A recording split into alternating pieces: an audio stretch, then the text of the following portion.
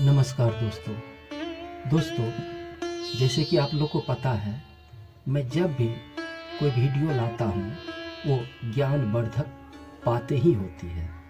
दोस्तों, चैनल को सब्सक्राइब नहीं किए हैं तो चैनल को सब्सक्राइब जरूर कर लो। चलिए कहानी की ओर बढ़ते हैं। आज की कहानी है गणेश जी की खीर वाली कहानी। वो कहावत तो आपने जरूर सुनी होगी कि धन कभी भी अकेला नहीं आता है, वो अपने साथ घमंड, लालच, अभिमान और अहंकार को लेकर ही आता है। और ऐसे में यदि आपके पास कभी भी न खत्म होने वाली धन हो तो आप सातवें आसमान पर उड़ेंगे। ऐसा ही कुछ धन के देवता कुबेर जी के साथ भी हुआ था।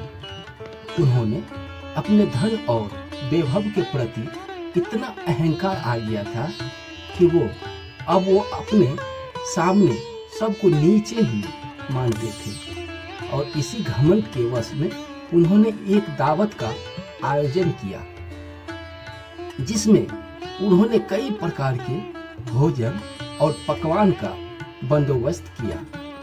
यह बात सारे देवलोक में फैल गया और हर कोई इस दावत का हिस्सा बनने के लिए बेताब था।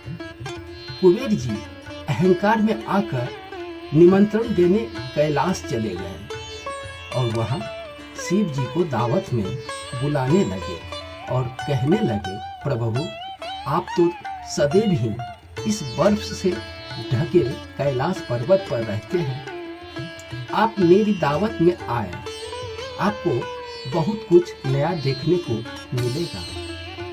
शिव जी ने कुबेर की मन की बात जान ली थी। उन्हें पता था कि कुबेर अहंकार में आकर उन्हें निमंत्रण देने आए हैं। शिव जी ने कुबेर से कहा, वे तो कैलाश छोड़कर नहीं आ सकते हैं, इसलिए वे अपने पुत्र गणेश को दावत में भेजेंगे। कुबेर भी राजी हो गए और गणेश जी को अपने साथ महल ले आए। महल में आने के बाद गणेश जी के सामने कई तरह के पकवान, मिठाइयाँ, फल आदि को पेश किया गया और गणेश जी इसे देखकर काफी प्रसन्न हुए, पर उन्हें ये सब पलक झपकते ही खा लिया। इसलिए कुबेर जी को भोजन और पकवान दूसरा भी मंगवाना पड़ा। गणेश जी पकवान को ऐसे खत्म कर रहे थे जैसे घड़ी की सुई चलती हो। कुबेर जी की रसोई के सारे पकवान खत्म हो गए, इसलिए उन्होंने अब नगर के जितने भी पकवान थे वो मंगवाकर गणेश जी के सामने दे दिए। पर गणेश जी की भूख अब भी शांत नहीं हो रही थी। अब तो सारे राज्य का अन्न भी खत्म हो चुका था। अब कुबेर जी के पास पेश करने के लिए कुछ नहीं बचा। गणेश जी ने कुबेर से और भोजन मांगा। इस पर कुबेर जी ने कहा, अब तो कुछ भी शेष नहीं बचा है, अब आपको क्या पेश करूं? गणेश जी महाराज गणेश जी को क्रोधित हो उठे और उन्होंने कहा कि मैं आपका अतिथि हूँ, मेरा पेट भरना आपका कर्तव्य है, इसलिए यदि आप मुझे भोजन नहीं देंगे तो पहले मैं ये महल को खाऊंगा और फिर आपको। इतना सुनते ही कुबेर जी के पसीने छूटने लगे। गणेश जी ने अब खाली बर्तनों को खाना शुरू कर दिया। इस पर कुबेर जी अत्यंत भयभीत हो गए और उल्टे पैर शिव जी के पास पहुंचे और उससे सहायता मांगने लगे। कुबेर जी शिव जी से क्षमा मांगते हुए कहने लगे, मुझे माफ कर दीजिए प्रभु, मैं अज्ञान हूँ, अहंकारी हूँ, बस आपको निमंत्रण देने चला आया था। आप मुझे माफ कर दें और मेरी सहायता करें, नहीं तो गणेश जी सब कुछ नष्ट कर देंगे। उस वक्त माता पार्वती ने कुबेर जी को एक पात्र खीर दी और कहा, ये खीर गणेश जी को खिला देना। कुबेर जी सोचने लगे कि इतने पकवान गणेश जी की भूख शांत नहीं कर पाए तो ये छोटा सा खीर का पात्र कैसे काम करेगा। पर माता पार्वती की आज्ञा का पालन करना था।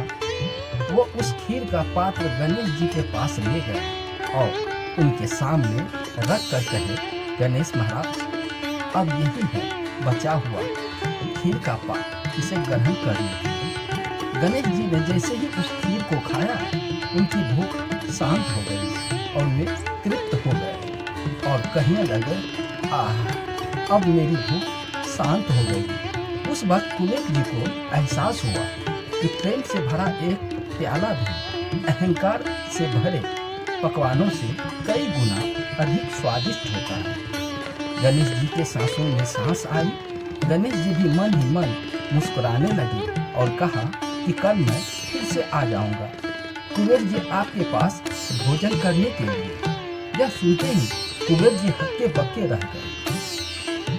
उन्हें ऐसा देखकर गणेश जी मुस्कुराने लगे और कहा कि जब भी आपकी इच्छा हो आप बुला लीजिएगा, अभी मैं चल रहा हूँ।